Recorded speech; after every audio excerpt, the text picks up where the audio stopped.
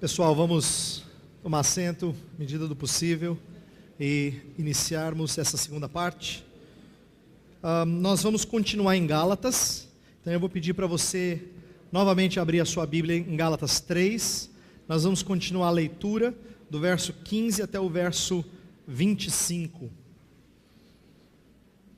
Então, só relembrando aquilo que eu disse na primeira parte, eu tentei mostrar que quem perde de vista a relação entre lei e evangelho comete muitos erros teológicos e de vida cristã, uma prática mesmo. Por isso que eu mostrei a importância de resgatar algo que os reformadores trouxeram, que é muito rico, que é ter lei e evangelho como uma lente hermenêutica, isto é, uma forma de nós interpretarmos a Bíblia, sempre enxergando não só os enunciados como lei ou evangelho, mas inclusive histórias, poesia. Por exemplo, quando o poeta escreve um salmo em que ele fala assim: amo o Senhor porque ouviu a minha voz e o meu clamor. Que ele fala assim: bendize a minha alma ao Senhor e tudo que há em mim, bendiga o seu santo nome, não se esqueça de nenhum só dos seus benefícios. Ele está respondendo em gratidão à salvação, ao evangelho de Deus. E isso está presente em todas as escrituras, por isso eu estou propondo que a gente aprenda a enxergar essa lente hermenêutica. Agora, a gente vai ler um segundo trecho de Gálatas 3, que eu intitulei A Lei Não Invalida a Promessa. Gálatas 3, de 15 a 25, vou ler um trecho que termina numa passagem bem conhecida, e eu quero tentar caminhar para chegar nela e mostrar a clareza e a riqueza dela. Então vamos ler a partir do verso 15. Irmãos, falo como homem, ainda que uma aliança seja meramente humana, uma vez ratificada, ninguém a revoga ou lhe acrescenta alguma coisa. Ora, as promessas foram feitas a Abraão e ao seu descendente. Não diz e aos descendentes, como se falando de muitos, porém como de um só, e ao teu descendente, que é Cristo. E digo isso, uma aliança já anteriormente confirmada por Deus, a lei, que veio 430 anos depois, não a pode abrogar, de forma que venha a desfazer a promessa. Porque se a herança provém de lei, já não decorre de promessa, mas foi pela promessa de Deus, não foi pela promessa que Deus a concedeu gratuitamente a Abraão. Qual, pois, a razão de ser da lei? Foi adicionada por causa das transgressões, até que viesse o descendente a quem se fez a promessa, e foi promulgada por meio de anjos, pela mão de um mediador. Ora, o mediador não é de um, mas Deus é um. É porventura a lei contrária às promessas de Deus? De modo nenhum. Porque se fosse promulgada uma lei que pudesse dar vida, a justiça, na verdade, seria procedente de lei. Mas a Escritura encerrou tudo sob o pecado, para que mediante a fé em Jesus Cristo fosse a promessa concedida aos que creem. Mas antes que viesse a fé, estávamos sob a tutela da lei, nela encerrados, para que essa fé que de futuro haveria de revelar-se, de maneira que a lei nos serviu de aio, para nos conduzir a Cristo, a fim de que fôssemos justificados por fé. Mas tendo vindo a fé, já não permanecemos subordinados ao aio. Vamos orar novamente? Senhor, mais uma vez diante da Tua palavra nós pedimos iluminação. Afinal, esse é um livro precioso, rico, belo, simples na sua mensagem básica de salvação, mas extremamente profundo e perplexo, no sentido de nós ficarmos perplexos diante da sua riqueza, da sua complexidade. Nós pedimos que então o Teu Espírito abra os nossos olhos, nos faça enxergar as maravilhas da Tua lei, como diz a Tua palavra, e que saiamos daqui animados por conhecermos mais do Evangelho e da lei de Cristo. Oramos em nome dEle. Amém. Ok, vamos lá. Eu quero agora falar de um outro aspecto de lei, que eu só mencionei na primeira parte, mas que eu não entrei para deixar para a segunda parte. Eu quero mostrar como lei está relacionada à aliança. Por quê? Porque frequentemente as pessoas que desprezam, não é todo mundo que pensa assim, mas alguns evangélicos que desprezam a lei, eles conectam a lei com a aliança de Moisés, a chamada aliança mosaica, e eles dizem, como a aliança mosaica cessou, então a lei já não tem mais lugar. Como ela perdeu a sua eficácia, isto é, a aliança, então a lei também não tem mais a função. E eu quero mostrar então como entendermos essa aliança mosaica, de maneira muito simples, mas como entendermos a lei e a relação dela com a aliança mosaica, para que a gente entenda o que acontece com a vinda de Jesus Cristo em relação a essas coisas, tá? Vai ser só um início, tem muito mais coisa para a gente compreender, mas quem sabe amanhã e depois no nosso debate de sábado a gente possa articular mais disso. Quero começar com o verso 17. Ele diz assim, e digo isto: uma aliança já anteriormente confirmada por Deus, a lei. Olha só, ele chama a lei de aliança. Ele está falando da lei dada a Deus, dada por Deus ao povo, por intermédio de Moisés, e ela foi dada num contexto de aliança. Quando Deus deu a lei ao seu povo, Ele não deu lei a alguém que deveria adquirir aprovação de Deus. Presta atenção agora para você entender essa relação de lei e aliança. Quando Deus dá a lei ao seu povo, no domingo eu vou ter chance de expor um pouquinho do contexto por detrás dos 10 mandamentos. E eu já vou adiantar uma coisa que eu acho importante você compreender. Quando Deus vai vai passar a lei ao povo, Ele passa num contexto de aliança. Por quê? Porque a aliança ela é feita previamente. A lei é o que vai ditar esse relacionamento. Então, Deus não chama o povo e fala assim: não terás outros deuses diante de mim. Se você não tiver, eu vou ser seu Deus. Ele não fala assim. Ele não fala assim, não farás para ti imagem de escultura, se você não fizer eu vou te abençoar. Ele não fala assim: não tomarás o nome do Senhor teu Deus em vão, se você não tomar o meu nome em vão, então pode contar comigo. Deus não fala assim. Ele inverte, ele diz assim: eu sou o Senhor teu Deus, que te tirou da casa do Egito, da terra da servidão, da terra do Egito, da casa da servidão. Quer dizer, eu te libertei, eu te salvei. E quando Ele salva, Ele entra em aliança conosco, essa é a ideia. E aí quando Ele entra em aliança conosco, Ele fala: então, não terás outros deuses diante de mim. Aí você fala: claro, Senhor, foi isso que o Senhor fez. Então, entenda que lei entra num contexto de aliança. E eu quero que você entenda que lei não é no seu sentido mais restrito, lei não é sinônimo de aliança, mas lei é o que rege uma aliança. Por exemplo, um contrato não é sinônimo de casamento, mas o contrato é aquilo que rege um casamento, ou um outro tipo de aliança, como por exemplo uma parceria financeira.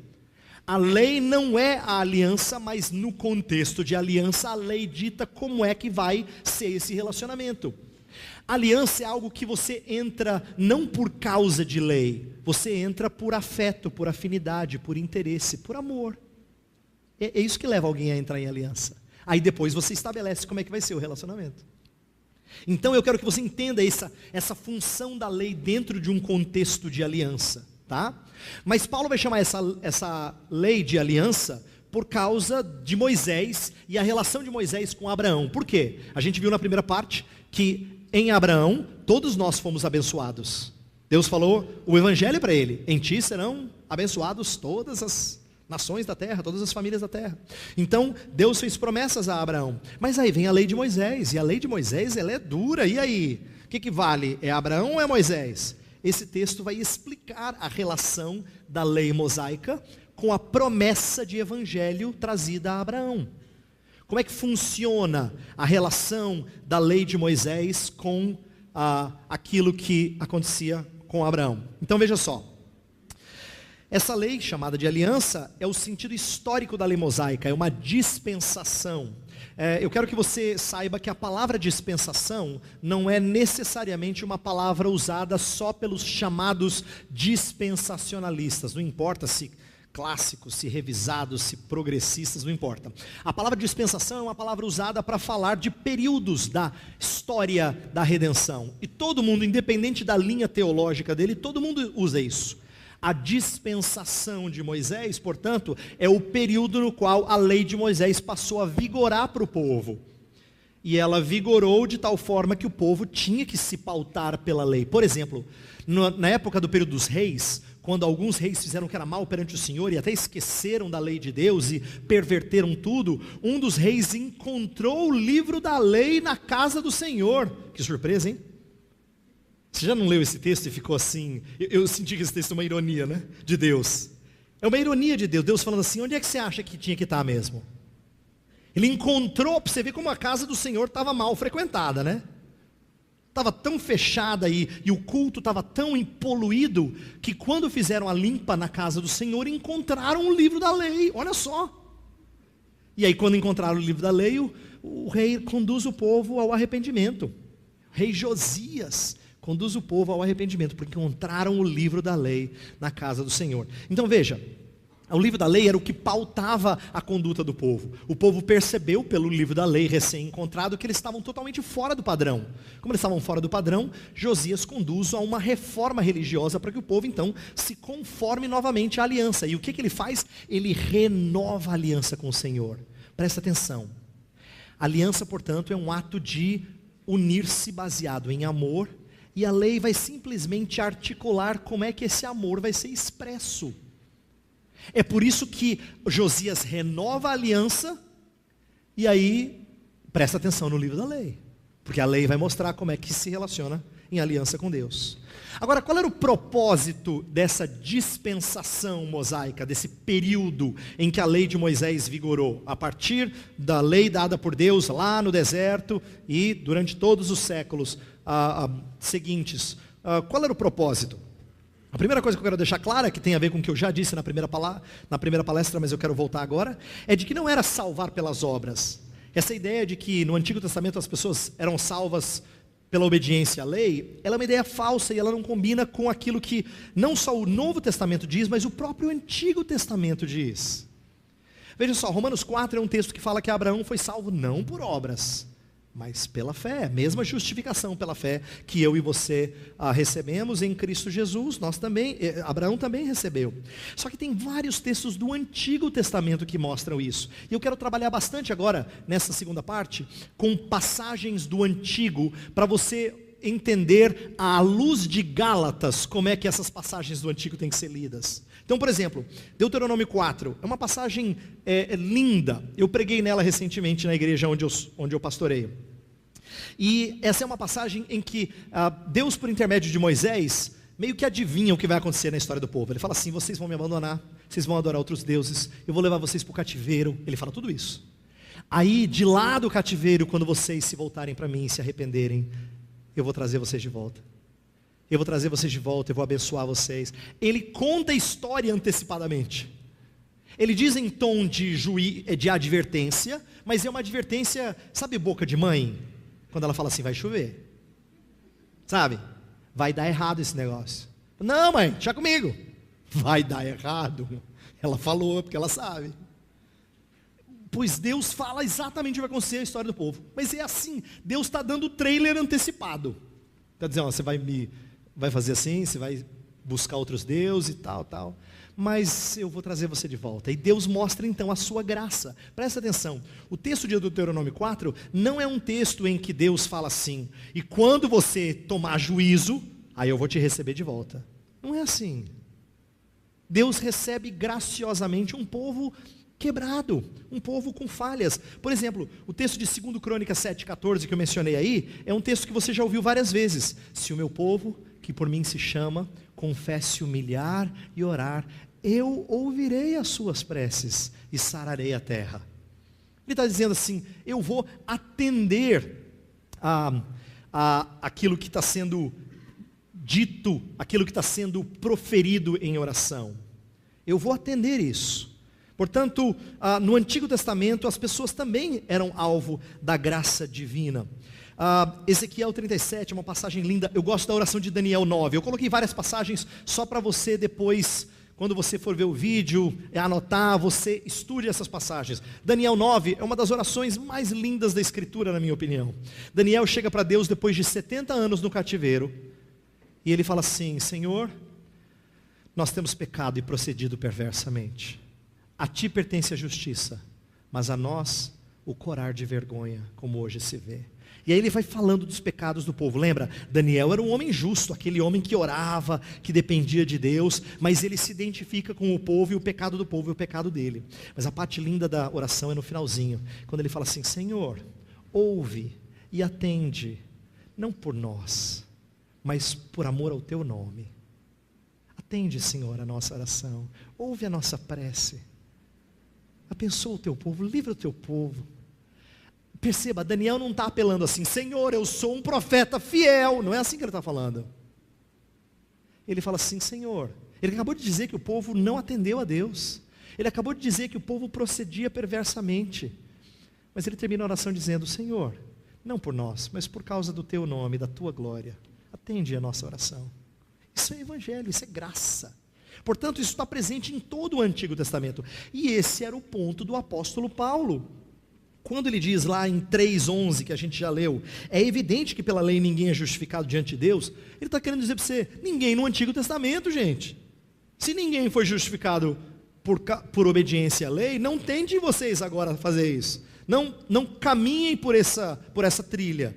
Ele está tentando mostrar que ninguém é justificado pela lei, até porque no Antigo Testamento, salvação também era pela graça divina. Então, eu quero agora passar a explicar como é que lei funciona nessa aliança legal. Se não é caminho de salvação na prática, porque ninguém consegue obedecê-la, então como é que ela funciona como aliança legal? Então aqui que eu quero começar mostrando algumas diferenças e depois eu vou mostrar semelhanças entre a antiga aliança ou dispensação e a nova aliança ou nova dispensação, tá? Eu quero mostrar, e aqui eu vou refletir minha teologia, óbvio, como eu entendo que há diferenças significativas entre Antigo e Novo Testamento, mas não essenciais. O Deus da graça e o Deus que profere lei no Antigo Testamento não muda as regras do jogo depois que Jesus Cristo vem. Diz assim, agora é o seguinte, agora a gente vai fazer diferente. Não. O mesmo Deus de ontem é o Deus de hoje, é o Deus de amanhã. E o mesmo evangelho pré-anunciado a Abraão vai ser anunciado em Cristo Jesus. Portanto, eu quero mostrar que tipo de diferenças tinham e por que essas diferenças são circunstanciais, não essenciais. Então vamos começar com a antiga dispensação ou antiga aliança. Primeira coisa, eu quero mostrar que quando Deus proferia ali leis, e se o povo obedecesse às leis, eles seriam abençoados, Deus estava tratando de bênçãos temporais. O que é temporal? É bênção desta vida, são coisas materiais e coisas daqui, que apontam para realidades espirituais. Por exemplo, Deus prometeu que o povo teria uma terra, e o povo não conquistou esse direito. Deus graciosamente prometeu o povo levar para uma terra, pois o povo iria pecar, mas Deus falou assim, se vocês forem obedientes, eu vou fazer a terra de vocês frutífera, ela mana leite e mel, e Deus fala que vai ser uma bênção na terra, mas se vocês me desobedecerem, eu vou deixar com que povos estranhos entrem e tomem a terra de vocês. Deus fala isso lá em Deuteronômio 28. Por que Deus está tratando da terra? Porque a terra vai ser uma promessa de Deus para o povo, em termos de Israel como Estado, como corpo político, ele tem a promessa de Deus de ter a terra, mas só que isso aí é apenas vislumbre de outras coisas que Deus vai mostrar mais adiante. Por exemplo, quando o autor aos Hebreus está escrevendo para hebreu, óbvio, está escrevendo para judeus, para homens que conheciam a história, ele fala de Abraão, fala de outros que buscavam uma terra e não viram, e não está falando de Canaã, porque fala assim que todos saudaram de longe a cidade que não é edificada por fundamentos humanos. Portanto, essa terra aponta para outras coisas mais sublimes que Deus tem prometido para o povo. O que estava prometido a Moisés e a dispensação mosaica eram bênçãos temporais que apontavam para bênçãos espirituais. Outra promessa que Deus fez, por exemplo, para Abraão, foi de que ele teria uma descendência numerosa. E ele teve, em termos de povo, de sangue, ele teve uma descendência numerosa. Tanto é que uma das coisas que o autor faz questão de narrar, o autor sacro faz questão de narrar, é que em Êxodo o povo começa a se multiplicar tanto, que aí Faraó começa a ficar preocupado. E o povo vira uma nação lá no Egito, durante os 400 anos, né? E depois quando eles saem, são 600 mil homens, fora mulheres e crianças. Mas não foram 70 para lá? Deus tinha prometido que a descendência seria numerosa. Só que não é esse o objetivo final da promessa de filhos para Abraão. Não era só ter aquele tanto de gente. Porque aí Paulo em Romanos vai dizer assim, olha, nem todo de Israel é de fato israelita. Nem todo que é de sangue é de fato o povo de Deus. E ele vai dizer isso em Gálatas, a gente acabou de ler, que são os da fé, que são os recipientes das bênçãos prometidas a Abraão. Então, estou tentando mostrar que a aliança legal dizia respeito às bênçãos temporais. O povo podia perder a bênção de Deus por desobediência da lei? Podia. Mas não estava se tratando de salvação. Estava se tratando de perder terra, ou de ter os seus descendentes cativos, como Deus fala para o rei Ezequias, que os seus descendentes ficariam cativos lá na Babilônia. É nesse sentido. A antiga aliança ela tem menos clareza na revelação das realidades espirituais. Por exemplo, se você quiser estudar vida após a morte no Antigo Testamento, você não acha com tanta clareza. Você tem tanto no Novo Testamento, e no Antigo, às vezes você ouve assim, um servo de Deus, tipo Ezequias, falou assim, Senhor, eu não posso ir para a sepultura, porque o morto, ele não pode te louvar. Como se fosse assim uma coisa cruel. Aí no Novo Testamento, Paulo fala assim, para mim o morrer é lucro. Aí você fala assim, não, eles foram para duas escolas dominicais diferentes, não é possível. Não é, porque Ezequias está falando com olhos, com parte da revelação. Paulo já está falando com a revelação mais plena.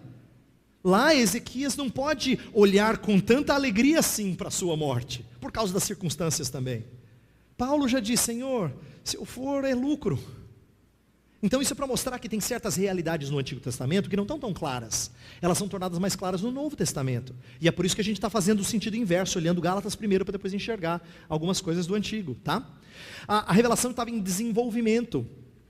Inclusive algumas coisas eram transitórias. Por exemplo, Deus trouxe leis que depois vão ficar vão ficar óbvias de que elas só serviam um propósito passageiro, como por exemplo, derramar o sangue de animal.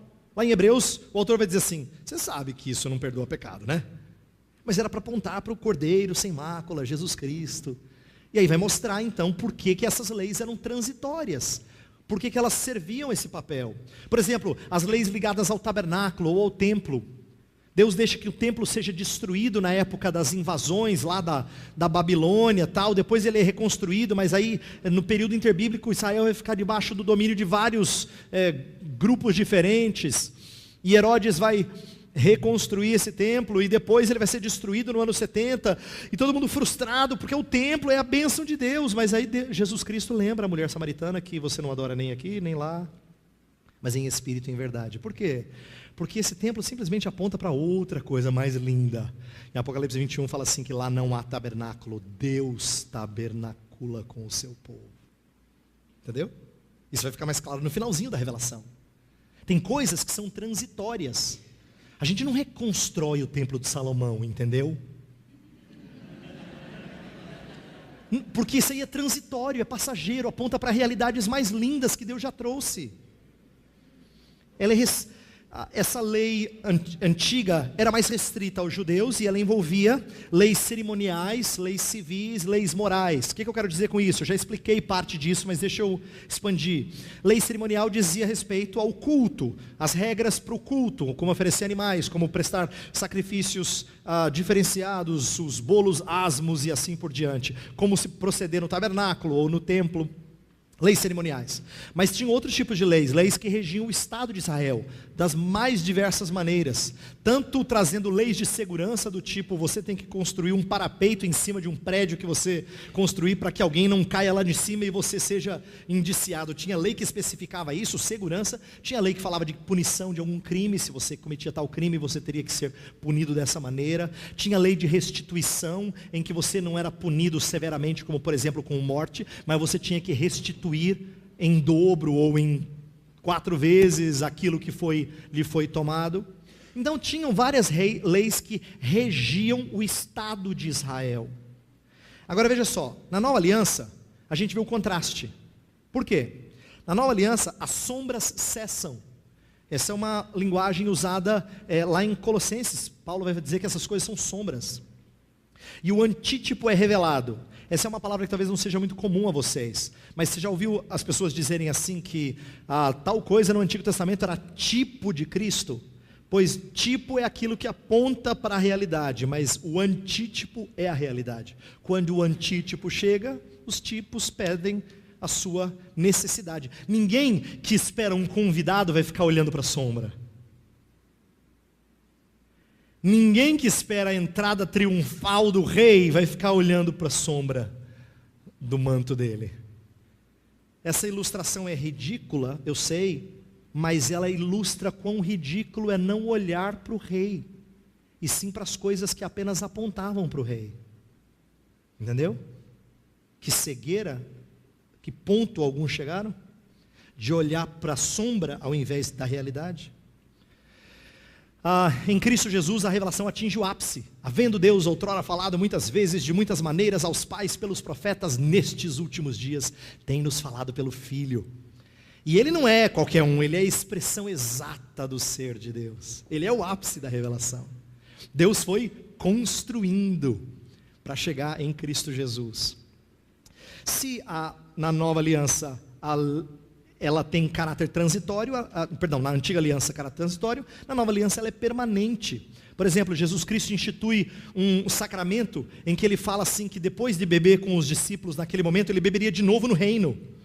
Ele está dizendo para mim e para você que um dia a gente vai sentar à mesa com o nosso Salvador e participar da ceia, com o próprio Cordeiro.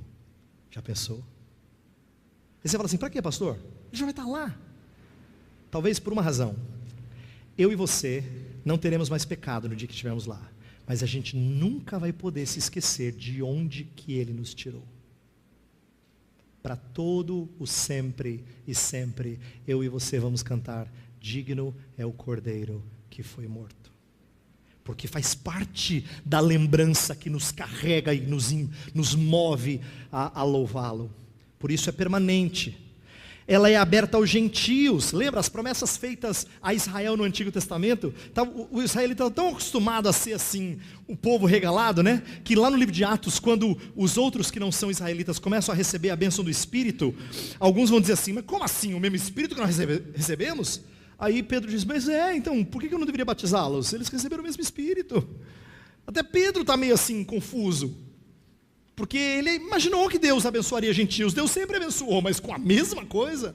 Aí Paulo vai dizer, sim, vocês são co-herdeiros das mesmas promessas. Efésios 3, 6.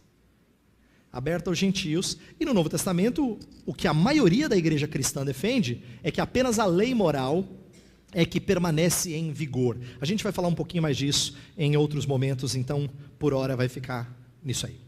Bem, se tem diferenças, tem algumas metáforas para ilustrar essas diferenças, para distinguir a antiga da nova aliança, antiga aliança da nova aliança, né? Então, por exemplo, Atos, Romanos 1 fala de promessa e cumprimento. Então, no Antigo Testamento a gente tinha promessa de certas coisas, no Novo Testamento nós temos o cumprimento delas. Sombra e substância, já falei de Colossenses 2. As coisas do antigo eram sombras de Cristo, agora a substância que é Cristo chegou. Quando a substância chega, você não dá mais atenção à sombra. Letra e espírito, essa é uma das mais mal usadas, não é? Letra mata. E as pessoas usam para uma coisa que não tem nada a ver, achando que diz respeito a estudar muito, ou coisa do tipo. Na verdade, Paulo está mostrando que a letra da lei, sem o espírito da lei, ele não tem força, ele não tem vida. Então, uma das coisas é comparar letra e espírito, assim como escravidão e liberdade. Lá em Gálatas 4, que é uma passagem que a gente não vai estudar, ele usa Agar e Sara e ele faz uma metáfora, ele usa uma alegoria para dizer que Sara representa a aliança de liberdade e Agar representa a aliança de escravidão. Então ele compara escravidão e liberdade. E particular e universal. Por exemplo, no Antigo Testamento as coisas eram prometidas ao povo de Israel. No Novo Testamento as promessas são alargadas para todos os povos. Porém, a velha e a nova alianças continuam sendo essencialmente a mesma aliança, com o mesmo evangelho, mesmo mediador e salvação. O que eu quero dizer é o seguinte: nas circunstâncias houve mudança significativa, mas em termos de promessa de salvação, de um mediador, da boa notícia, da lei cumprida, isso tudo é a mesma promessa. É por isso que eu quero que você abra lá em Gálatas, vou pedir que você abra em Gálatas 2,39, é o famoso sermão em que Pedro pregou aos homens no dia de Pentecoste lá, as várias pessoas. Mas eu quero ler 3,25. 3,25 diz assim: vós sois os filhos dos profetas e da aliança que Deus estabeleceu com vossos pais, dizendo a Abraão, na tua descendência serão abençoadas todas as nações da terra. Olha só, eles não estão falando assim, Pedro que está pregando essa mensagem, ele não fala assim, vocês são de outra aliança, não tem nada a ver com o antigo. Não é isso que ele fala. Ele fala, vós sois filhos da aliança com Abraão, dos vossos pais. Vocês são herdeiros da mesma promessa de salvação, da mesma aliança. Está vendo o elemento de continuidade? Ele está mostrando que a salvação, o mediador, o evangelho são os mesmos. Por isso que ele usa essa expressão de filhos da aliança que Deus estabeleceu com vossos pais. Não é rompimento, e sim continuidade de promessas. Por isso é que eu quero mostrar algumas semelhanças entre os testamentos, para a gente não ficar com aquela dicotomia que eu falei que alguns têm, de que antigo é lei e Novo Testamento é graça. De que antigo você era salvo pela lei, no Novo Testamento você é salvo pela graça. Olha a semelhança entre os testamentos. Somos herdeiros das mesmas promessas a Isaac. Volta lá para Gálatas. Gálatas 3, fala exatamente isso no verso 29. Fala assim, Gálatas 3, 29.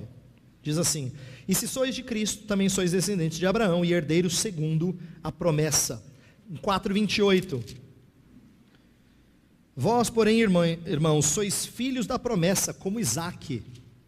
Assim como Abraão teve outros filhos,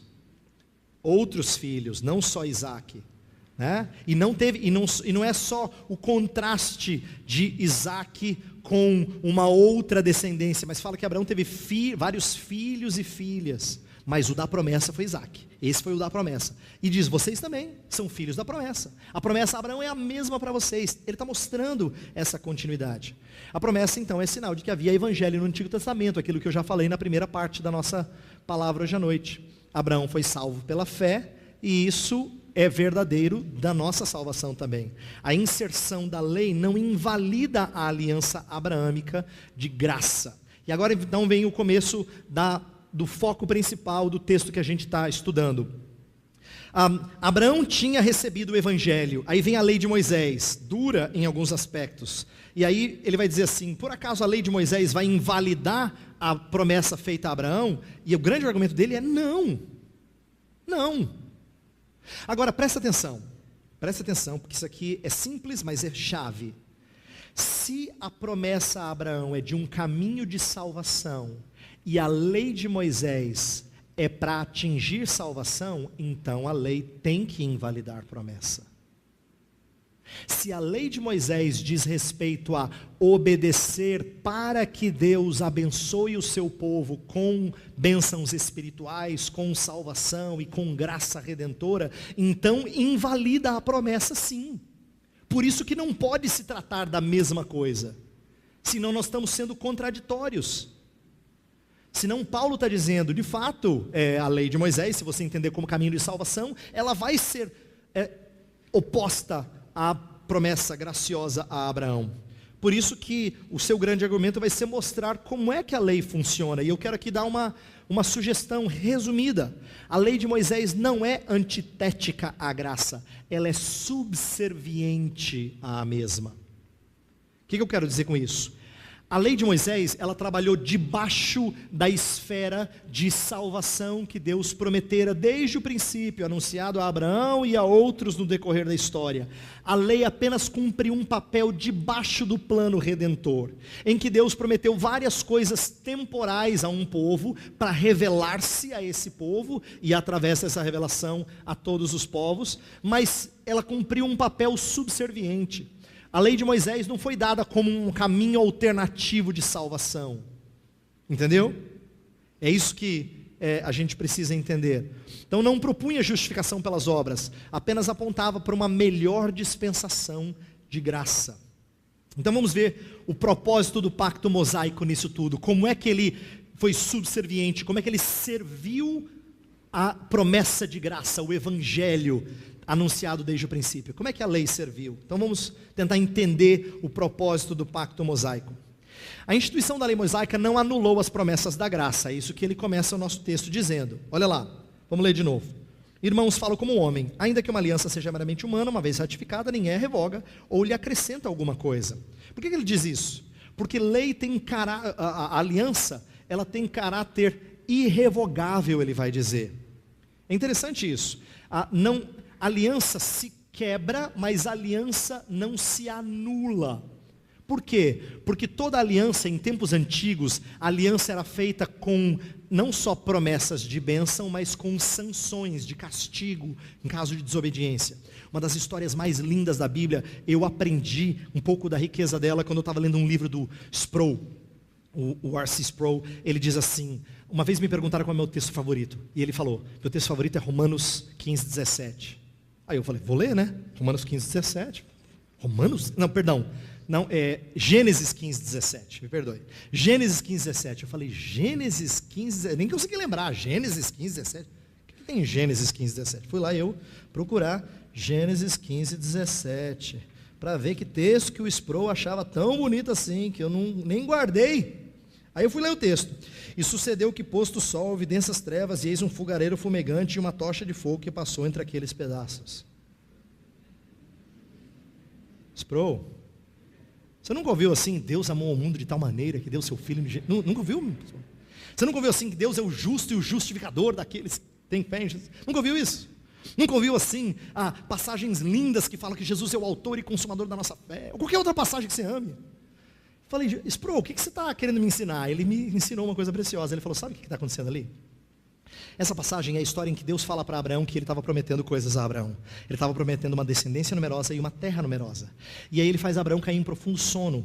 E nesse profundo sono, um animal é partido ao meio e colocado em partes separadas. Por quê? Porque em tempos antigos, quando se fazia uma aliança, cortava-se uma aliança. A ideia de berit do original é de cortar uma aliança. E quando se cortava a aliança, significava que você matava alguém, representando o que aconteceria contigo caso você descumprisse a aliança. Sabe o que acontece nessa passagem que fez o Sproul amar essa passagem? É porque nesse sono profundo de Abraão, Deus passa entre as partes do animal. Entendeu? Eu falei, nossa!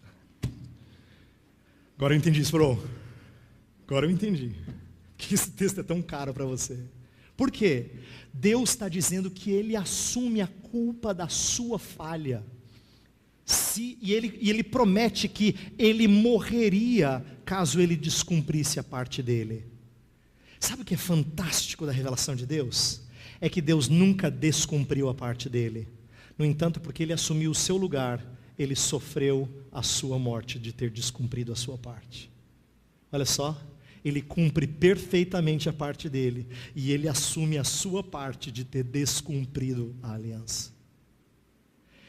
Essa história revela o quê? Que a aliança nunca é anulada, ela pode ser quebrada, e se ela for quebrada tem consequência. Era isso que Paulo estava pensando, não se anula a aliança.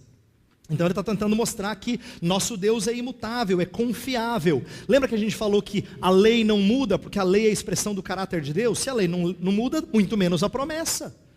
Deus não é filho do homem para mentir, ou para prometer algo e descumprir. Lembra? Deus fala assim, que Ele não é homem nem filho do homem para se arrepender. Por quê? Porque Deus faz promessa e Ele garante a promessa dEle. Ele é o único que não precisa apelar para ninguém maior do que Ele. Ele não jura por outro. Ele faz juramento porque Ele é confiável. O propósito da lei em Israel, portanto, era revelar o poder do pecado. Veja o que diz Gálatas 3,19, muito claro. Qual, pois, a razão de ser da lei? Então, se a lei não era para substituir a promessa, qual era o propósito dela? Paulo responde: foi adicionada por causa das transgressões, até que viesse o descendente a quem se fez a promessa. Olha só, por causa das transgressões. Voltando ao ponto que eu falei anteriormente, a lei foi dada para mostrar o nosso pecado, revelar o nosso pecado, não de propor um novo caminho para a justificação. Por isso que é importante nós entendermos que a lei de Moisés, ela mostrou o pecado de Israel frequentemente, o constante fracasso da descendência de Abraão. Por quê? Para que a justiça viesse por intermédio do descendente. É aqui que eu acho fantástico. 3,16, Gálatas 3,16 fala assim: as promessas foram feitas a Abraão e ao seu descendente. Mas se você for ler lá no hebraico, você vai ver assim que Deus, eu serei o seu Deus e o Deus da vossa descendência. Você está imaginando bastante gente, né? Paulo vai dizer não, ele estava falando de uma pessoa, estava falando do descendente. A promessa foi primordialmente para ele. Se você estiver agarrado nele, você vai ser abençoado. Inclusive um puritano citou uma frase que eu nunca mais esqueci. Eu estava lendo alguma coisa sobre esse assunto, e aí eu li que Thomas Goodwin dizia assim: para Deus só existem dois homens no mundo, Adão e Cristo. Ou você está pendurado no primeiro, ou você está agarrado no segundo. Você tem que estar agarrado num dos dois, que Deus olha você em Adão ou em Cristo. Por isso que Paulo vai repetir sempre: em Cristo, nele, nele, nele nós temos isso, nele nós somos isso. Está tentando mostrar que você está agarrado a ele, está unido a ele. Por quê? Porque a justiça tinha que vir por intermédio do descendente. Você tinha que apenas crer na promessa e não cumprir a lei para obter a promessa. É isso que Paulo vai tentar mostrar. A lei não invalida a promessa. Veja só, nós somos reprovados pela lei, e é reprovado pela lei quem entende a lei como caminho de salvação.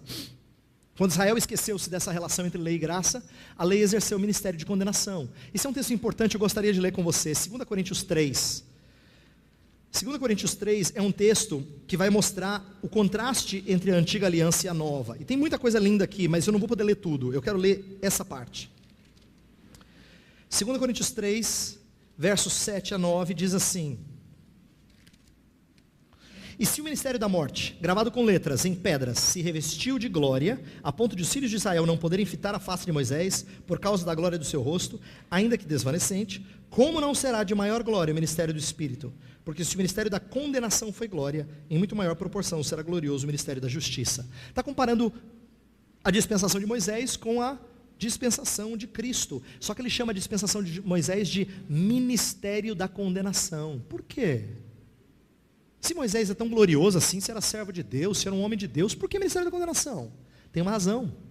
Porque as pessoas que entenderam o caminho de Moisés como um caminho de salvação, entraram em caminho de condenação. Maldito todo aquele que não cumprir todas as regras da lei. Ele falou em Gálatas 3, um pouco antes, no texto que a gente estudou na parte anterior.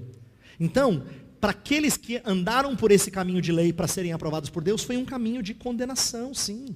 Os que se comportam como se a lei mosaica fosse um pacto legal para se obter vida, estão cegados por um véu. Só Cristo traz liberdade àqueles que estão debaixo da antiga aliança. Olha lá, versículo 14 em diante.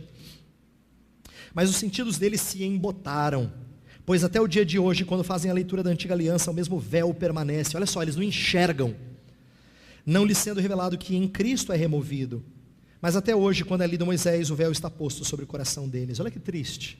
Eles enxergam Moisés como sendo um caminho de agradar a Deus. Eles não perceberam Cristo. Eles não viram Cristo. Eles estão velados. Sabe o que tem que acontecer com eles? Revelação. Eles têm que ter a glória de Cristo reveladas. E olha o que vai ser dito aqui. Verso 16. Quando, porém, algum deles se converte ao Senhor, o véu lhe é retirado. Verso 17, ora, o Senhor é o Espírito, e onde está o Espírito do Senhor, aí a liberdade. Quer dizer, quando o Espírito adentra a vida de alguém, ele liberta esse alguém e faz enxergar a glória da salvação em Cristo. Portanto, nós, os que tomamos o caminho de lei, somos reprovados pela lei. E isso aconteceu várias vezes na história de Israel. Isso é uma das coisas que eu acho lindas da gente entender. Quando você olha para a história de Israel, você vai ver falha após falha, após falha, após falha. Quer ver? Período de Josué, depois que Moisés deu a lei, o povo está indo bem, conquista Jericó, depois tem uma rezinha lá em Ai, mas depois volta a conquistar. Aí Josué fala assim: pessoal, continuem, eu vou partir, mas continuem, sirvam ao Senhor, eu e a minha casa serviremos ao Senhor. Aí todo mundo fala assim: nós também. Livro dos Juízes. Aí a história é de constante paganismo, adoram outros deuses, aí Deus levanta um juiz, liberta, aí eles, enquanto vive o juiz, ficam bem, depois morre o juiz, aí eles servem outros deuses, se tornam cativos de outras nações, clamam ao Senhor, Deus misericordiosamente levanta outro juiz, liberta o povo, aí o povo agradece ao Senhor, mas dura pouco tempo, que depois volta, e esse ciclo se repete. Mas esse período dos juízes passa e finalmente vem os reis. Agora vai para frente. Com a monarquia o negócio vai. Eles disseram isso. Eles disseram: nosso problema é que não tem rei. Se tivesse rei a gente ia para frente. Essa nação seria melhor. Vem o rei e rei após rei tem motivação espúria, gera divisão logo no começo, e ambos os reinos experimentam cativeiro. O reino do norte já se desencaminha desde o início. Você lê a história lá em Reis ou em Crônicas, se era do reino do norte, fez o que era mal perante o Senhor, fez o que era mal perante o Senhor, fez o que era mal perante o Senhor. É só assim, é decadência até que a Assíria tome e destrua o reino do norte. Mas aí tem o reino do sul, de vez em quando tem um rei bom, fez o que era reto perante o Senhor. Você fala: esperança! Oh, que coisa boa. Aí vem, fez o que era mal perante o Senhor. Você falou: rapaz, estava indo bem. Aí vem um, faz o que era bom, e depois é mal, e cativeiro babilônico. Aí você fala: pronto. Lá se foram as duas partes do reino de Deus. Mas o povo que voltar do cativeiro, esse vai aprender a história. Você fala assim: agora, depois da surra do cativeiro, tem que aprender, não é possível.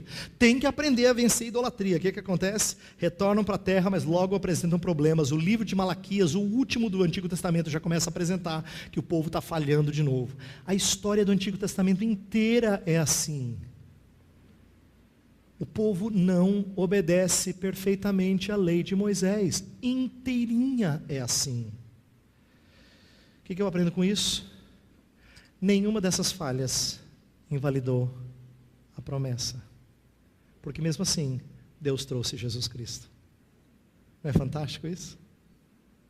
Deus não disse assim: não vou Messias, não tem mais Messias, não. Não dá, vocês não dá, pessoal. Não tem isso. Nenhuma dessas falhas invalidou a promessa. A promessa continua de pé. E Ele cumpre. Um dia lá, na pequenina Belém, numa estrebaria, ouve-se um choro. Não é qualquer menino. É um menino que traz gente a centenas de milhares de quilômetros para virem adorá-lo, porque Ele é o Rei dos Judeus. Isso aí é porque as falhas não invalidaram promessa. Lei acabou conduzindo ao Evangelho. Mesmo quando a lei não foi cumprida, ela conduziu ao Evangelho.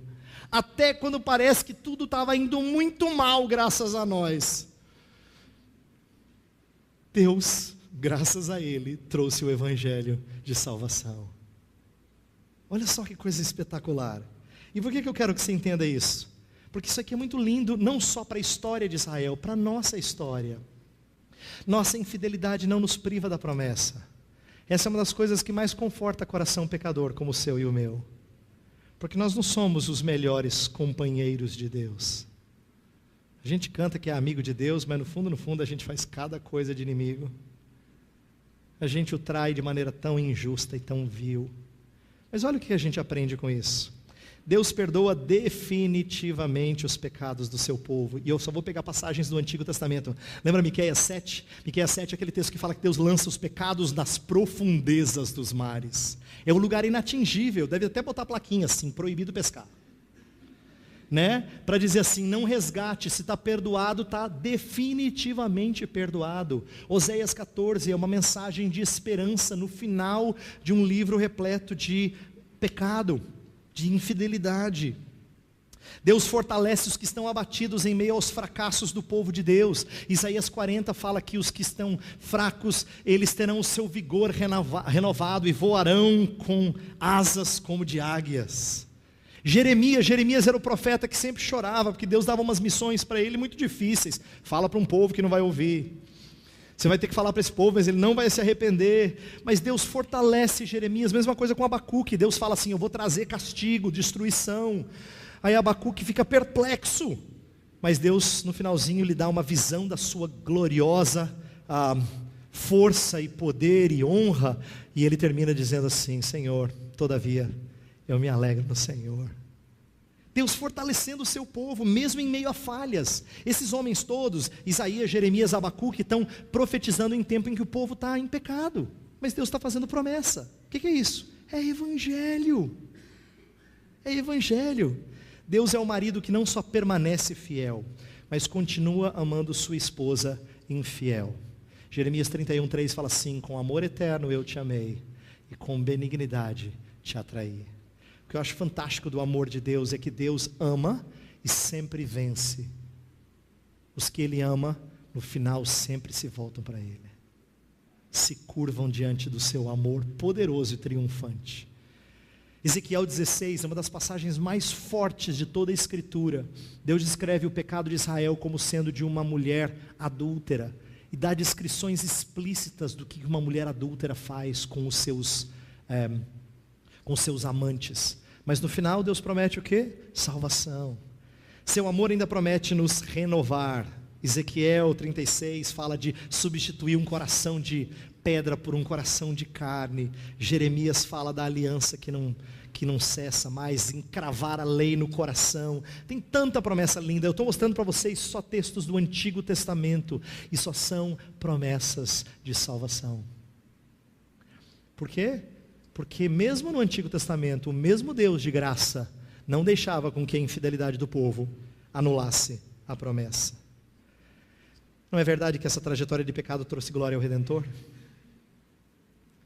No finalzinho daquele texto que eu li lá de 2 Coríntios 3, fala que Cristo teria maior glória. Pois eu digo para você que glória Ele teve. Lá em Hebreus 2 fala assim que Ele assumiu glória, de glória e de honra foi coroado. De que glória está falando? Glória de Redentor. É porque Ele remiu o seu pecado e o meu pecado e ressurgiu dentre os mortos, que Ele se tornou ainda mais glorioso. Sabe o que eu acho fantástico do plano de Deus? Ele deixa eu e você tropeçarmos e fazermos algumas barbaridades, e no final das contas o Filho dele sai com o nome acima de todo nome. Não é fantástico isso? O Filho dele sai com o nome acima de todo nome. A transitoriedade da lei. Agora eu vou chegar para a parte final do texto para a gente fechar. A lei mosaica surgiu para aviltar o pecado, para tornar o pecado visto, né? Até que viesse Cristo. Gálatas 3,19, a gente já leu isso. A lei, portanto, não é contrária à promessa, pois ambos propõem vida. Porém, como a lei não pode dar vida, a promessa o fez. Deixa eu explicar isso. Paulo, em Romanos 7, fala uma frase que às vezes não tem sido atentada por muitos. Paulo fala assim: o preceito que me fora dado para a vida, se me tornou para a morte.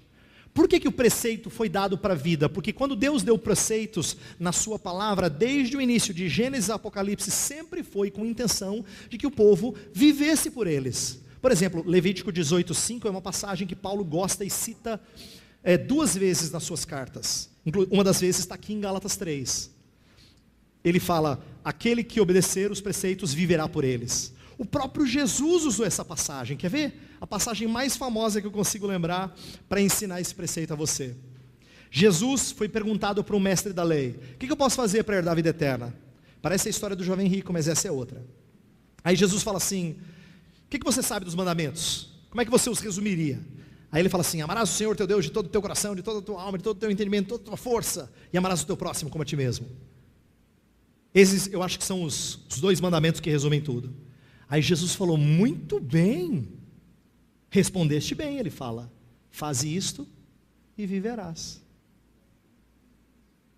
Você não quer fazer alguma coisa para ganhar a vida eterna? Ama o Senhor Deus com tudo que você é o tempo todo, e ama o teu próximo desprendidamente o tempo todo, e aí você vai ter vida.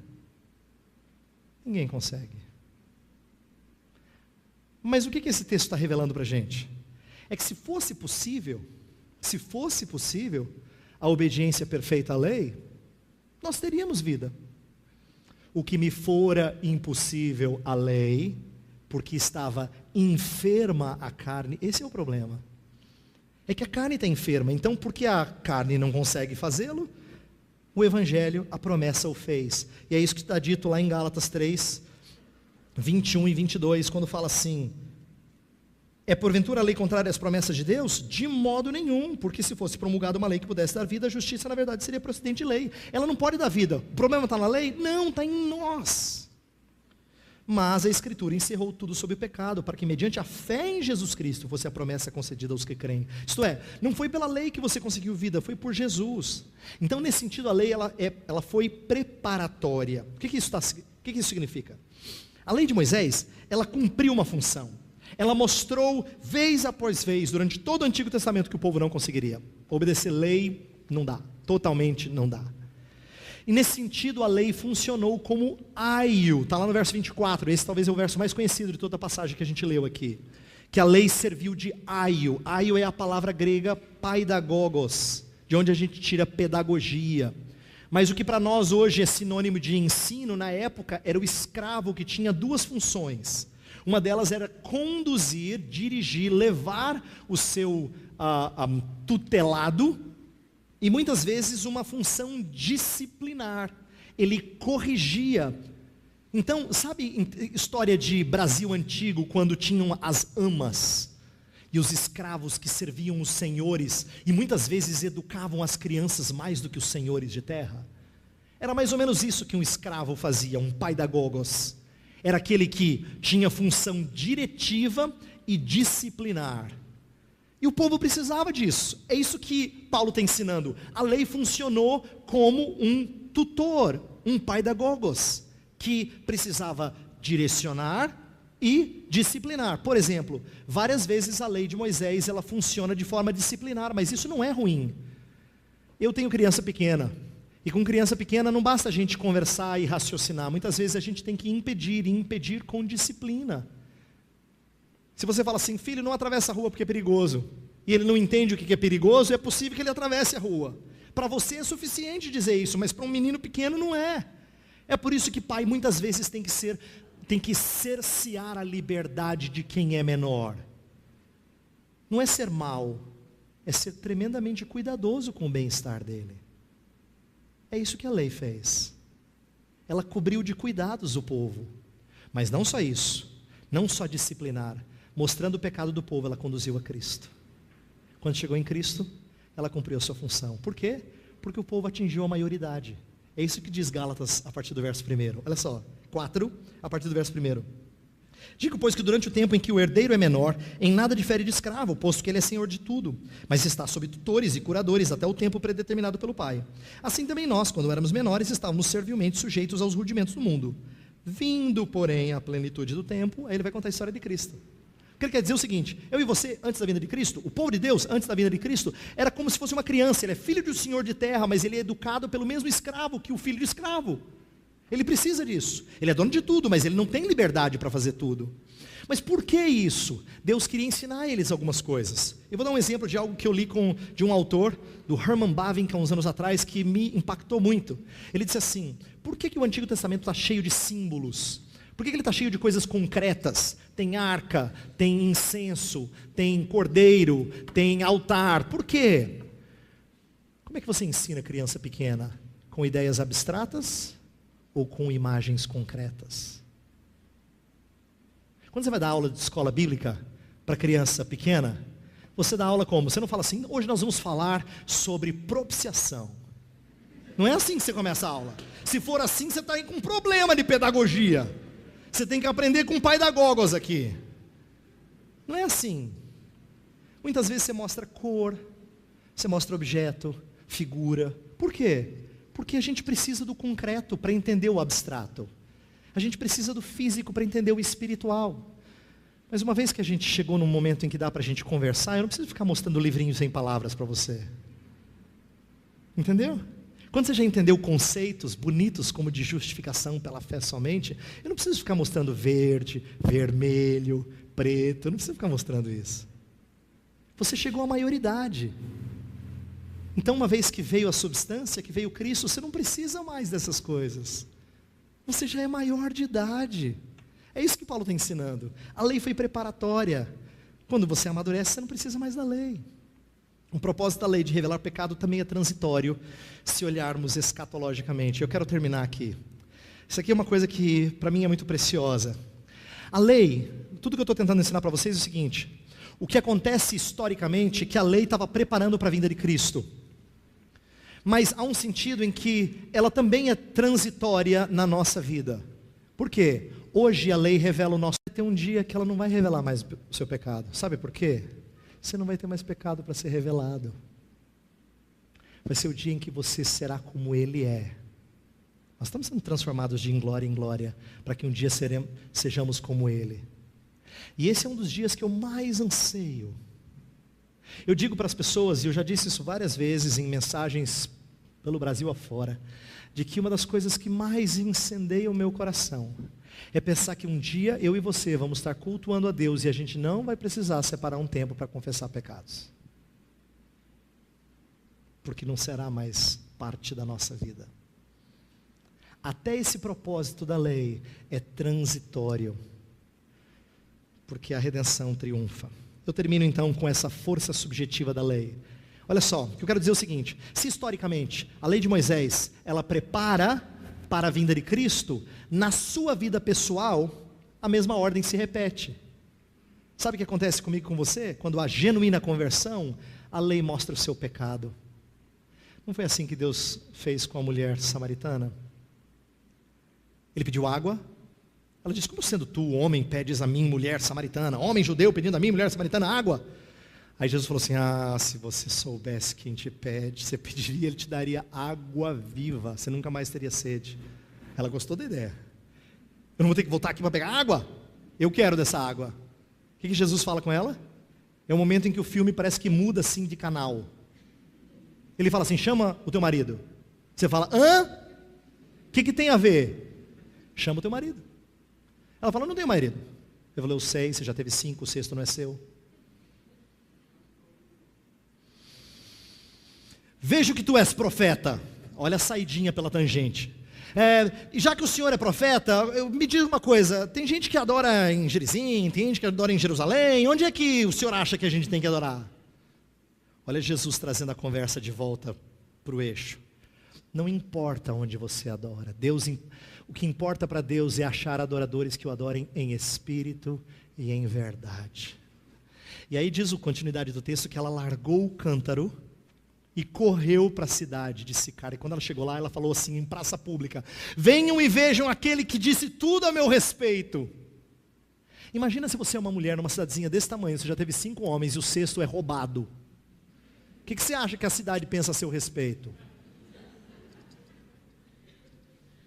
Aí você chega em plena praça pública e diz assim: venham e vejam aquele que conheceu os meus podres e revelou todos.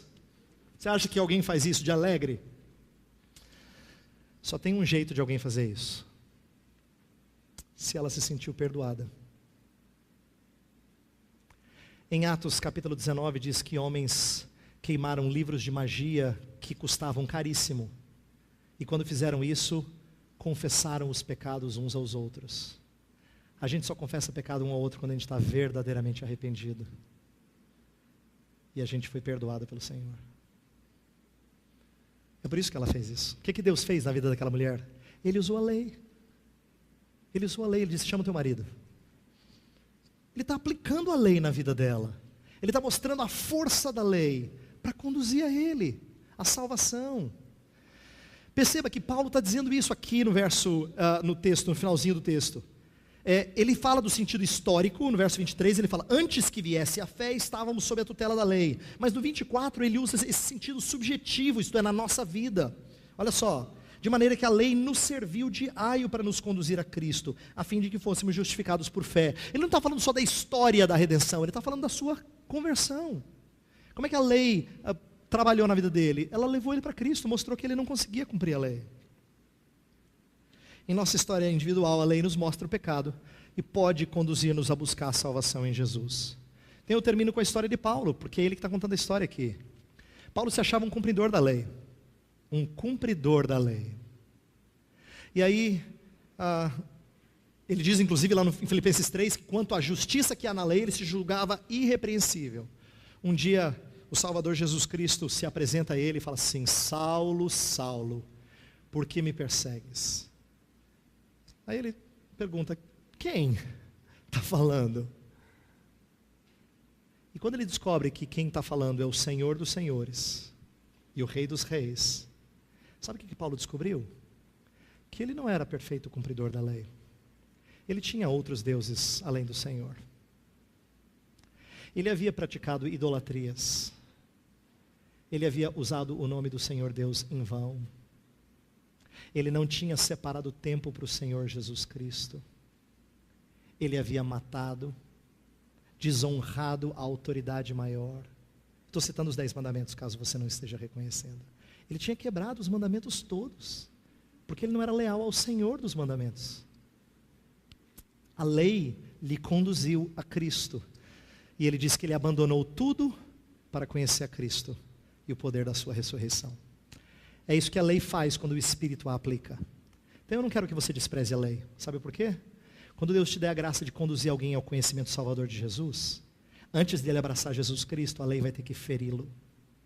E quanto mais a lei lhe ferir, mais acalentador será o Evangelho.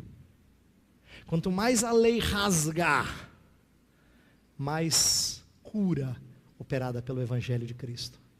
É nesse sentido que a gente tem que entender a relação de lei e Evangelho. Eu vou rogar a Deus que nos dê esse entendimento. Vamos orar? Pai do céu, há tantas coisas a aprender. Eu também tenho que aprender essas coisas ainda mais. E peço que o Senhor me ajude, ajude os meus irmãos a se deleitarem nessas verdades e a perceberem a riqueza da Tua palavra quando entendida como uma grande história.